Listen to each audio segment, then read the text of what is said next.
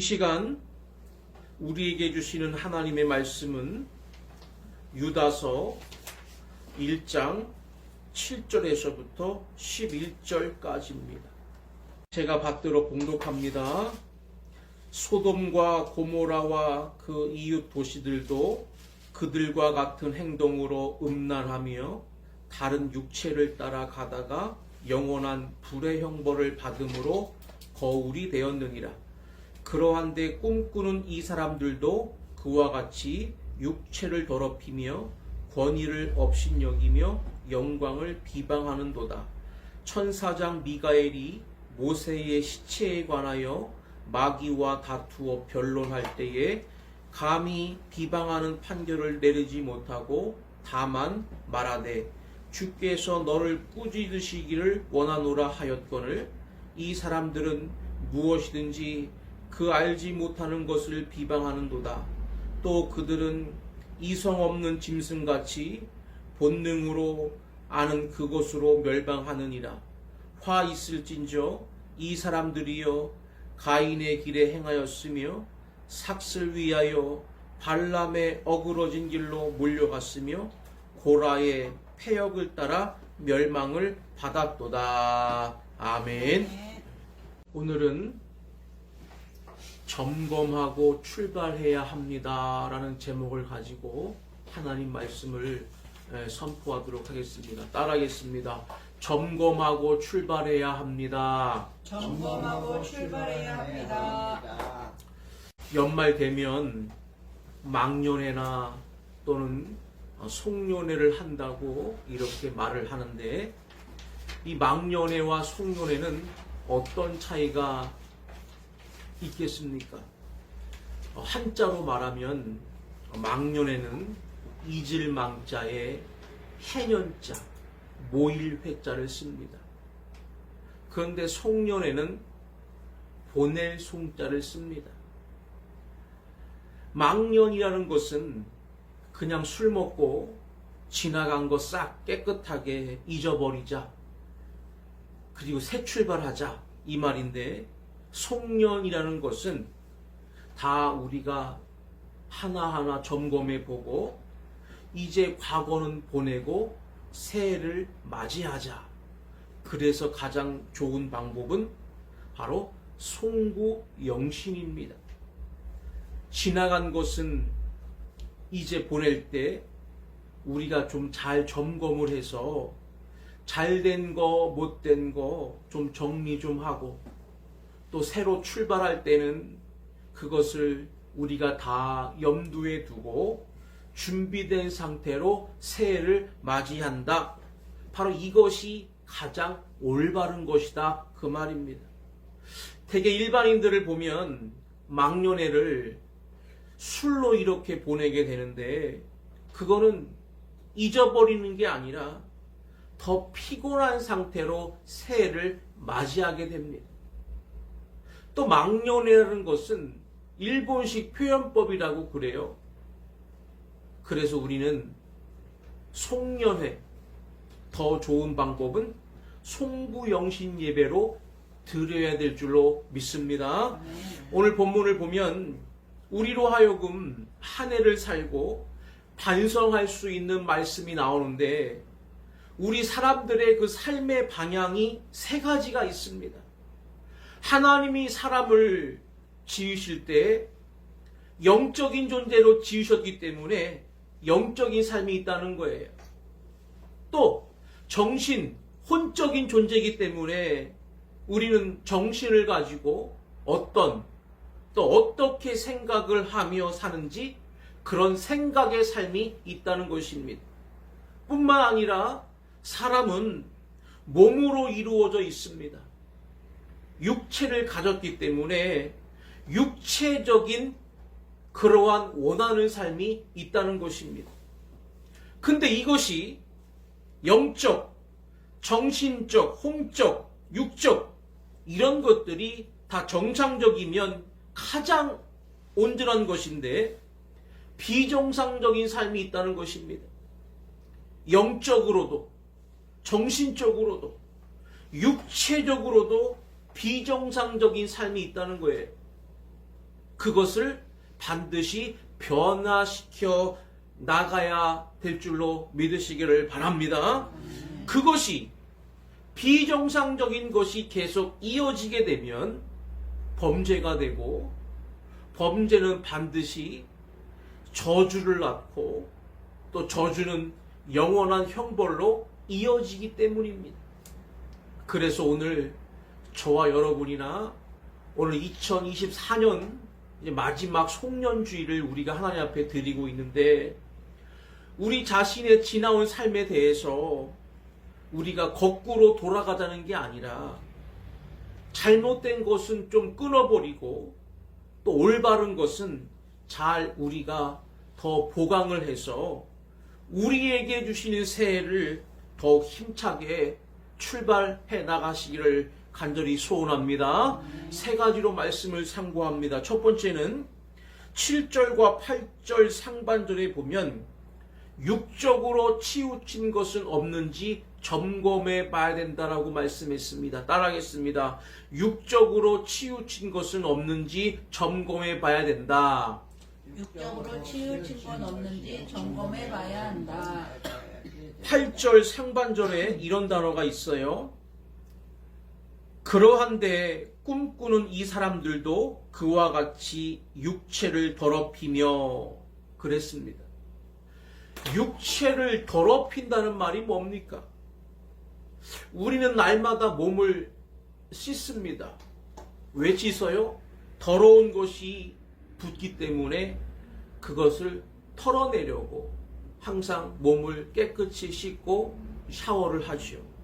그런데 여기서 육체를 더럽힌다는 이 말은 뭐냐면, 꼭 우리가 겉으로 보이는 이 육체적인 이 몸만을 말하는 게 아닙니다. 이 육체가 요구하는 욕망이라는 게 있습니다.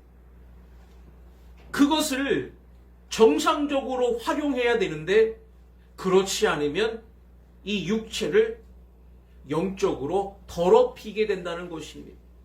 그것이 바로 쾌락에 대한 욕망이 지나치다, 그런 뜻입니다. 사람은요, 이 육체가 우리 사람을 이끄는 부분이 있기 때문에 육체를 계속 음식을 줘서 에너지가 생산이 돼야 움직일 수가 있는 것입니다. 그런데 우리가 먹는 것은 기본적인 욕구이기 때문에 이것이 지나칠 때에는 반드시 탈이 나게 되어 있습니다. 먹어야만 에너지가 생기지만 지나치게 먹는 걸 탐하게 되면 오히려 건강을 해치게 된다, 그 말입니다. 또 사람은 잠을 자야 됩니다. 많이 주무시는 분은 하루에 3분의 1을 다 잠으로 시간을 보내는 분도 있어요. 때론 그게 필요합니다.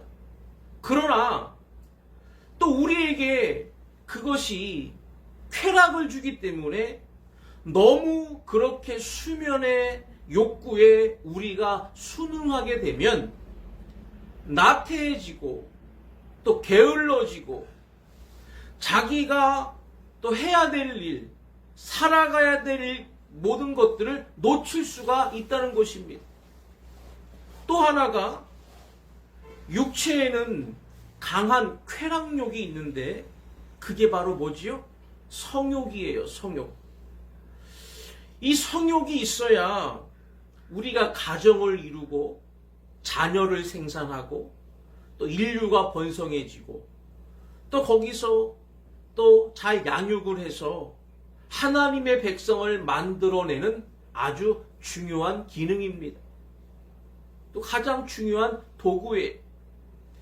그러나 이 성의 욕구가 지나치게 되면 이것은 영적으로 사람을 죄를 범하게 하고 또 타락하게 만드는 아주 무서운 기능이다, 그 말입니다.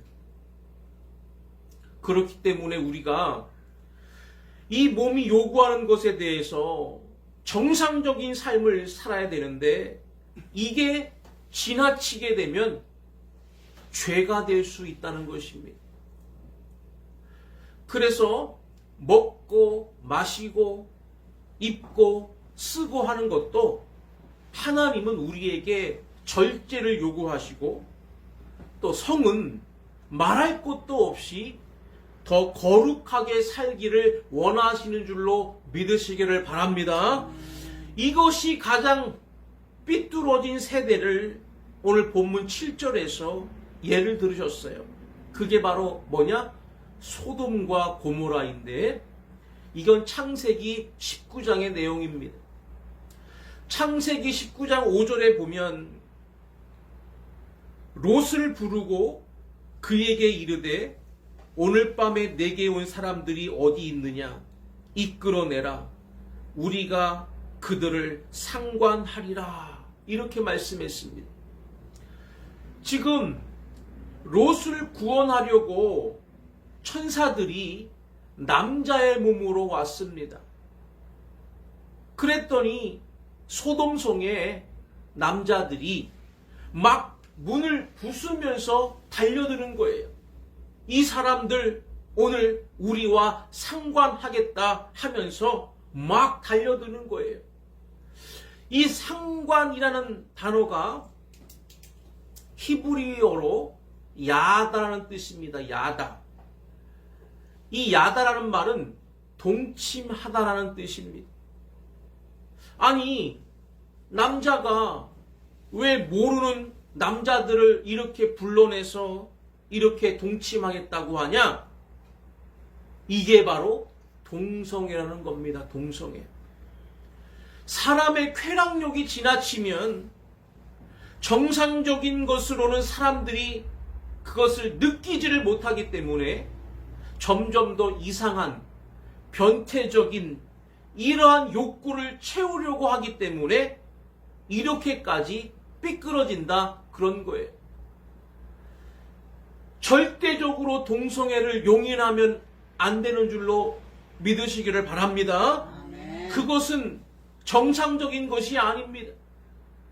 정신적으로나 습관적으로나 이 비정상적인 것을 그대로 그냥 자꾸 내버려 두면 그것이 마치 태어날 때부터 그런 것처럼 생각하는데 그렇지 않습니다.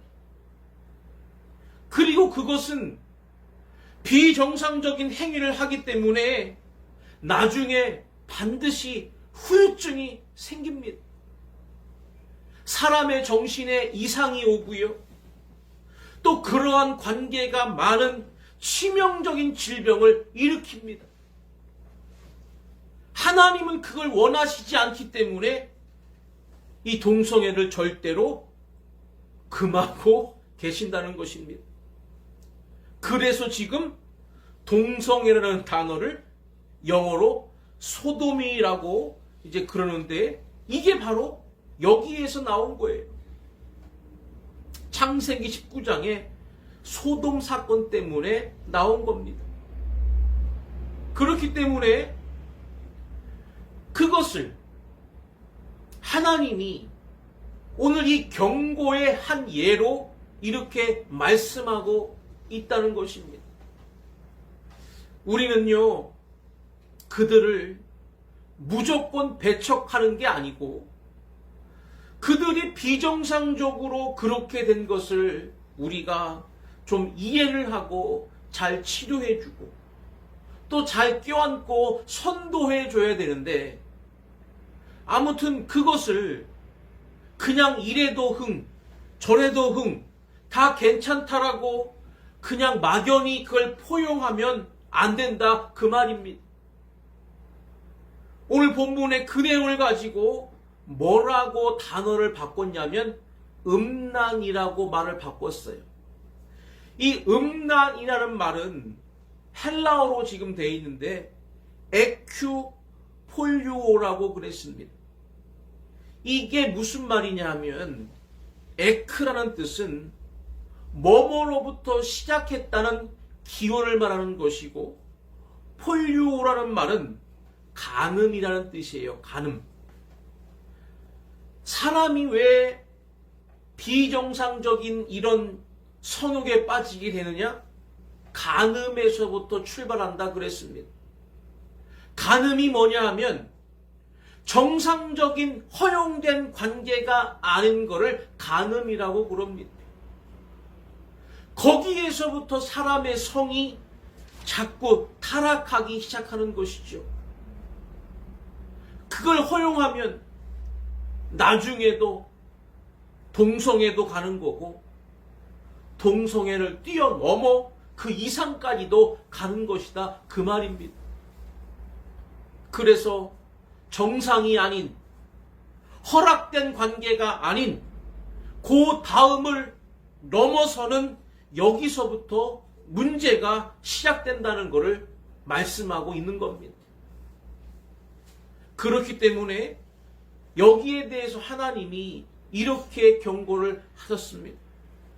소돔성이 바로 하늘에서 유황불이 떨어져 가지고 완전히 태워져 가지고 지금 저 이스라엘 사해 옆에 아직도 흔적이 남아 있어요. 이 동성애에 대해서 경고를 하셨거든요.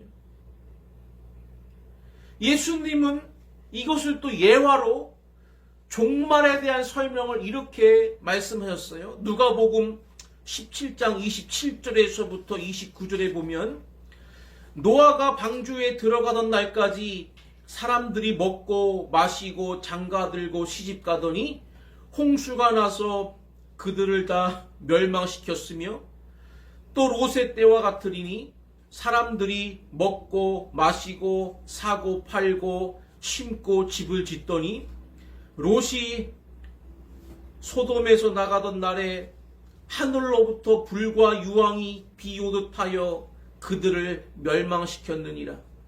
인자가 나타나는 날에도 이러하리라. 이렇게 말씀했어요. 인자가 나타나는 날이 예수님이 재림하시는 날인데 그 시대에도 이런 일이 있을 것이다. 이렇게 말씀한 거예요. 노아의 시대의 사람들이 먹고 마시고 장가들고 시집가더니 이게 다 전부 육을 비정상적으로 사용한 거 아니에요? 너무 거기에만 치중해가지고 또 그 다음에 뭐라고 그랬어요? 롯의 때도 마찬가지로 사람들이 먹고 마시고 사고 팔고 심고 집을 짓더니 하나같이 다 육적인 일에만 깊이 빠져서 이렇게 음란하더니 결국은 홍수로 심판하고 결국 유황불로 심판하지 않았느냐? 인자가 올 때에도 이 세상의 현상이 그럴 것이고 그때 또 심판이 있을 것이다라고 이렇게 하나님 말씀하신 줄로 믿습니다. 부디 저와 여러분들이 여기서 열애되기를 바랍니다. 두 번째는 8절 중반절과 11절에 보면 정신적으로 치우친 것은 없는지 점검해 봐야 된다라고 말씀했어요. 따라하겠습니다. 정신적으로 치우친 것은 없는지 점검해 봐야 된다. 8절 중반절에 이런 말씀을 했어요. 권위를 업신여기며 이렇게 말씀했어요. 이 권위라고 하는 단어는 바꾸면 질서를 업신여기며 이런 뜻입니다. 하나님은 천지를 창조하시면서 창조의 질서를 주셨어요. 그것을 우리가 권위라고 말합니다. 권위. 다시 말해서 사람과의 관계는 권위이고 이 권위를 이렇게 풀어서 말씀하신 거예요. 가정에서도 우리가 한 가족을 이루면 남편과 아내가 있습니다. 또 부모와 자식이 있어요. 그 사이에 뭐가 있어야 되죠? 질서가 있어야 되는 겁니다. 그걸 권위라고 말씀한 거예요. 또 민족이 생기고 나라가 생기면 그 공동체를 통솔할 수 있는 권위를 주셨습니다. 그것은 바로 질서를 위해서 그 역할을 잘 하는 지도자들을 세운 거죠. 교회도 마찬가지로 영적인 공동체가 하나님을 잘 섬기도록 지도자를 세워서 섬기고 또 그에게 그 권위를 주는 거예요. 그런데 뭐가 문제냐? 사람은요, 개인적으로 자기를 대단히 높이기를 좋아합니다. 자기가 우월하다고 생각을 해요. 그래서 이 교만이 들어가면 권위주의, 권위의식이 생깁니다. 그 권한만 탐하는 거예요. 거기에 대한 의무는 생각지 않습니다. 그리고 가정이나 공동체나 나라나 교회를 위해서 해야 된다는 목적이 하나도 없습니다. 권위의 힘 자체만을 내가 누리고자 나를 높이면 거기서 쿠데타 일어나서 나라 망하는 거고요. 가정도 자기 마음대로 휘두르게 되면 가정을 파괴시키는 것입니다. 이러한 권위주의와 권위의식이 바로 어디에서부터 나온다고요? 바로 사람의 교만에서부터 나온다는 것을 꼭 기억하시기를 바랍니다. 자기 중심에서 나오는 거예요. 그렇기 때문에 우리가 살아가면서 이렇게 많은 큰 공동체든 작은 공동체든 간에 문제가 일어나는 것, 바로 우리 사람의 마음에 교만을 깨뜨려야 해결된다는 것을 깨달아야 될 줄로 믿으시기를 바랍니다. 그래서 여기 예를 들어서 이렇게 말씀했어요. 11절에 뭐라고 말씀했냐면, 화 있을진저 이 사람들이여 가인의 길에 행하였으며 삭슬 위하여 발람의 어그러진 길로 몰려갔으며 고라의 패역을 따라 멸망을 받았도다. 이렇게 말씀했어요. 가인이라는 사람은 가정 파괴한 사람입니다. 자기가 잘못됐음에도 불구하고 자기 중심으로 자기를 옳다고 자꾸 스스로 부채질을 하고 동생을 미워해서 죽이고 인류 최초의 과정이 파괴됐습니다.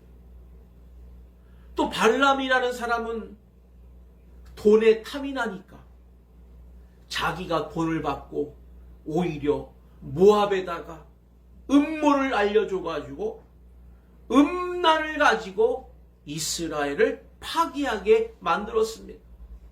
그 바람에 이스라엘 많은 사람들이 전염병 때문에 죽게 됐습니다. 자기 한 사람이 돈 벌려고 이 탐욕에 빠져버렸다, 그 말입니다. 또 고라라고 하는 사람은 어떤 사람이에요? 모세의 사촌입니다. 모세가 큰 권위를 가지고 이스라엘을 움직이는 걸 보고 그 힘에 탐을 낸 거예요. 모세가 그 권위와 그 힘을 휘두른 사람이 아니고 자기도 지금 어렵고 힘든데도 불구하고 그 이스라엘 민족을 끌고 나가는 고난과 고난을 짊어진 사람인데 그 권위와 힘만 바라보고 너만 지도자냐? 나도 지도자 할 수 있다 하고 동조자 250명을 끌고 데모를 일으켰다가 하나님의 땅을 가르셔서 죽게 만들었습니다. 이게 뭐예요? 다 하나님의 공동체를 파괴하는 이러한 일이 그 교만에서 나왔다, 그 말입니다. 가정도 파괴하고 민족도 파괴하고 하나님의 공동체를 파괴하는 일이 다 우리 교만에서 나온다는 것을 깊이 깨달아야 될 줄로 믿습니다. 그래서 나를 죽여야만 다른 사람이 살고 공동체들이 산다는 것을 우리가 꼭 깨달아야 됩니다. 잠언 16장 8절에 교만은 패망의 선봉이요 거만한 마음은 넘어짐의 앞잡이니라. 이건요, 어느 시대를 불구하고 어느 누구를 불구하고 변하지 않는 진리 중에 진리의 말씀인 줄로 믿으시기를 바랍니다. 이솝 우화에 이런 내용이 있어요. 사자와 모기와 거미라는 제목이 있는데 어느 날 모기가 너무 허기가 진 거예요. 도대체 피를 빨 존재가 없어요. 근데 며칠을 굶어가지고 그냥 허기진 상태인데 숲속에서 사자 한 마리를 발견했습니다. 그런데 사자는 뭐예요? 밀림의 왕이고 백수의 왕이잖아요. 그 사자를 어떻게 이 모기가 건드려요? 그런데 너무 배고프니까, 배고파서 죽게 생겼으니까 사자를 건드립니다. 이 사자의 피를 빨았는데 이 사자가 모기 하나를 못 잡는 거예요. 그냥 어떤 때는 자기 얼굴을 그냥 탁 치고 그러니까 이 모기가 이제 점점 자신이 생긴 거예요. 실컷 피를 빨아먹고 나니까 야, 왕이라고 하는 자도 나한테는 꼼짝 못하는구나. 이젠 내가 왕이다. 이런 생각이 들어가지고 힘차게 하늘을 날랐는데 그만 거미줄에 탁 걸려가지고 거미한테 잡혀먹었다 이 말입니다. 이 얘기가 얼마나 재밌어요. 근데 가만히 우리 자신에게로 돌려보면 우리들이 이렇게 살고 있지 않느냐 하는 것을 깨닫게 되고 우리 자신이 좀 더 겸손해져야 된다는 것을 말씀하는 거지요. 방법은 다른 거 없어요. 겸손인 줄로 믿으시기를 바랍니다. 아멘. 내가 나를 생각하는 것보다 아니야, 나는 그보다 못해 라고 나를 낮춰야 된다 그 말이에요. 이게 진정한 겸손이지요. 하나님께서 우리를 이 땅에 보내셨고 하나님께서 우리를 이 땅에 걷어가시는데 그동안의 사람들이 얼마나 교만한지, 자기가 온 것처럼 자기가 갈 때 갈 것처럼 얼마나 계산하고 이기적이며 얼마나 많은 걸 누리려고 하는지 모릅니다. 공기도 햇볕도 모든 물도 다 하나님은 우리에게 공평하게 주셨는데 마치 자기 혼자 다 써야 될 것처럼 생각하고 산다 그 말입니다. 바로 이러한 교만을 우리에게서 자꾸 내버리고 우리 자신을 스스로 낮춰 살아가는 지혜를 얻으시기를 바랍니다. 마지막 세 번째는 8절 하반절부터 10절까지 보면 영적으로 치우친 것은 없는지를 점검해 봐야 된다라고 말씀했어요. 따라하겠습니다. 영적으로 치우친 것은 없는지 영적으로 치우친 건 없는지 점검해 봐야 된다. 점검해 봐야 된다. 사람은요, 이러한 영적인 무지가 있습니다. 오늘 본문 8절 하반절에 영광을 비방하는도다 이렇게 말씀했는데 이 영광이라는 말은 하나님의 영광을 의미하는 거예요. 사람이 무지하면 오히려 하나님을 비방합니다. 모르니까, 어리석으니까 비방하는 거예요. 지금 우리가 살고 있는 이 세상에 하나님을 비방하는 사람들이 얼마나 많습니까? 다 자기들이 똑똑하다고, 다 안다고 하나님을 얼마나 비방해요. 알지도 못하면서, 그죠? 똑똑하지도 않으면서 말이죠. 그런데 그것처럼 큰 잘못과 벌이 어디 있습니까? 그 예를 지금 오늘 본문에서 9절과 10절에 들고 있습니다. 모세가 죽었는데 시신이 없어졌어요. 그 내용까지는 신명기 34장 6절에 다 나오는 내용입니다. 하나님이 모세를 느보산에 이제 올라가서 이스라엘 땅 전역을 다 보여주면서 너는 여기서 죽어라. 그 밑에 계곡에서 죽었는데 모세의 시신을 못 찾았다는 거예요. 그 말은 뭐예요? 하나님이 시신을 감추신 거예요. 왜? 악한 사탄이 그 시신 가지고 장난칠까봐. 사람은요, 훌륭한 사람이 죽으면 그냥 그걸 없애질 않아요. 반드시 미라 만들어 가지고 그걸 높이고 우상 숭배하려고 그럽니다. 그 시대도 이집트에서 나온 사람들이기 때문에 그 습관이 남아 있는 거예요. 모세가 영웅이 되고 신이 될 수가 있는 겁니다. 그런데 하나님이 어떻게 했다고요? 없애 버리셨다는 거예요. 그런데 사탄은 그것을 꼭 행하려고 했다는 것입니다. 그래서 미가엘 천사장과 싸움이 생긴 거예요. 그 내용이 모세 승천기라고 하는 성경 말고 외경 말고 위경이라는 게 있는데 거기에 한 대목이에요. 지금 유다가 그걸 인용한 겁니다. 그때 천사장이 이렇게 말을 했어요. 사탄에게. 뭐라고 말했느냐? 주께서 너를 꾸짖으시기를 원하노라 그랬다는 거예요. 이게 무슨 뜻이냐? 하는 짓이 정말 망할 짓을 했지만은 심판하지 않았다는 거예요. 왜? 심판은 하나님만이 하실 수 있기 때문에 미가엘 천사장은 하나님이 너를 꾸짖으시기를 원한다라고 거기까지만 하고 끝냈다는 거예요. 이건 무슨 말이냐? 하나님의 그 영광, 하나님의 권위에 대하여 다 그 이외의 사람은 판단할 자가 없다는 거예요. 하나님만 심판자시다 그 말입니다. 그만큼 겸손해야 한다는 말입니다. 그런데 오늘날 세상 사람들은 말할 것도 없고 하나님 믿고 예수 믿는다고 하는 신앙인조차도 함부로 판단할 때가 많아요. 그게 바로 이단이라는 것입니다.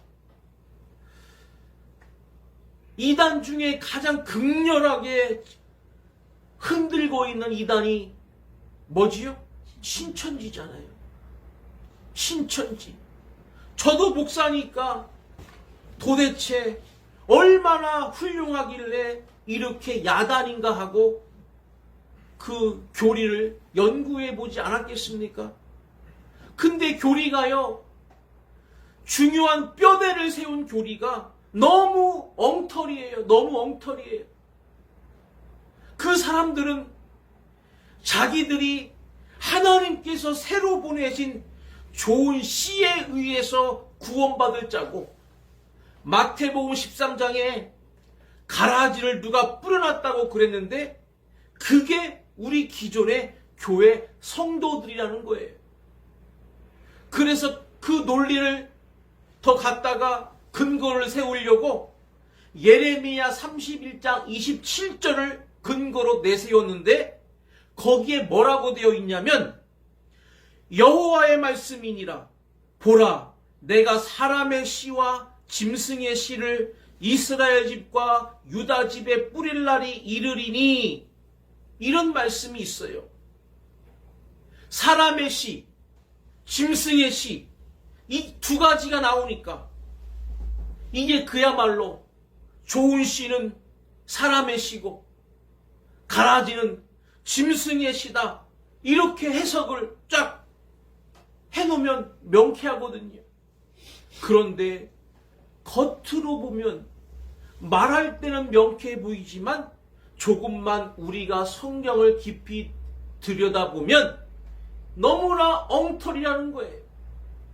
예레미야 31장 27절에 하나님께서 이 말씀을 하신 이유가 뭐냐 하면 북이스라엘은 망했고 남유다도 이제 지금 곧 망할 차례가 왔어요.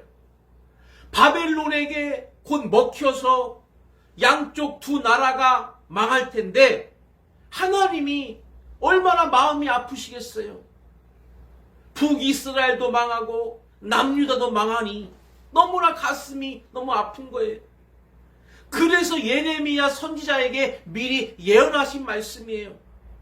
뭐라고 예언했느냐? 너희 두 나라가 망하지만 앞으로 내가 그들을 다시 회복시킬 거다. 이스라엘 집에, 유다 집에 내가 다시 사람을 심어줄 거다. 그래서 다시 유다 백성들이 회복되게 하신다는 거예요.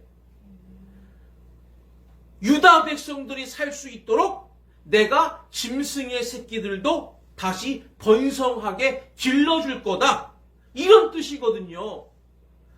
그래서 결국 유다가 회복된다는 말씀이에요. 그들이 번성해지도록 내가 재산도 다시 회복시켜 주신다고 하는 하나님의 말씀인데 여기다가 무슨 좋은 씨에다가 사람의 씨를 붙이고 가라지에다가 짐승의 씨를 붙여가지고 말도 안 되는 해석을 붙여놨다 그 말이에요. 한글은 혹시 그렇다 쳐도 영어로 우리가 한번 성경을 들어가 보면 거기에 뭐라고 돼 있느냐? 오프스프링이라고 돼 있어요. 오프스프링. 이 오프스프링은 사람의 씨 할 때는 자손이 번성해진다는 뜻이고 짐승의 씨라 할 때는 새끼들을 많이 난다는 뜻이에요. 가장 기본적인 단어조차도 엉터리로 풀어가지고 그거를 마치 무슨 뼈대 있는 중요한 교리로 세워놓고 자기들만 구원받을 시고 나머지 기독교는 다 멸망할 시라고 이렇게 얼토당토않게 하나님의 영광을 회방하고 비방하는 자들이 어떻게 하나님께로부터 용서를 받을 수 있겠냐 그 말입니다. 이단이 너무너무 엉망인 거예요.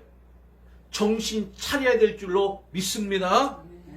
우리도 그들도 다 하나님 앞에 갈 텐데 하나님 앞에 가서 뭐라고 말을 해야 되겠습니까?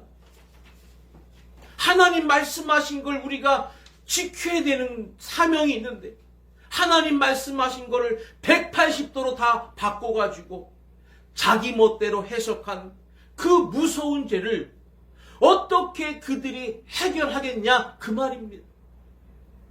이제 말씀을 마칩니다. 오늘 우리는 2024년이라고 하는 이 한 해를 우리가 살아왔는데 오늘 마지막 주 주일입니다. 이제 이틀 있으면 새해가 밝아옵니다. 그러나 그냥 한 해의 마지막에 우리가 와 있지만 그냥 모든 거 다 잊어버리자 하고 다시 출발할 수는 없습니다. 그러면 발전이 없어요. 변화와 갱신이 따르진 않습니다. 뭐가 어떻게 살았는지는 우리가 한번 생각해 보고 앞으로 이것은 내가 끊어야 될 것인지 좀 계속적으로 보강을 해서 좀 건설적인 방향으로 나아갈 것인지 아니면 내가 이거를 딱 여기서 잘라버리고 끊어버리고 결단하고 나가야 될 것인지 이것을 우리가 좀 점검하고 좀 확인하면서 바르게 새 출발할 수 있는 우리 저와 여러분들 되시기를 주의 이름으로 간절히 축원합니다.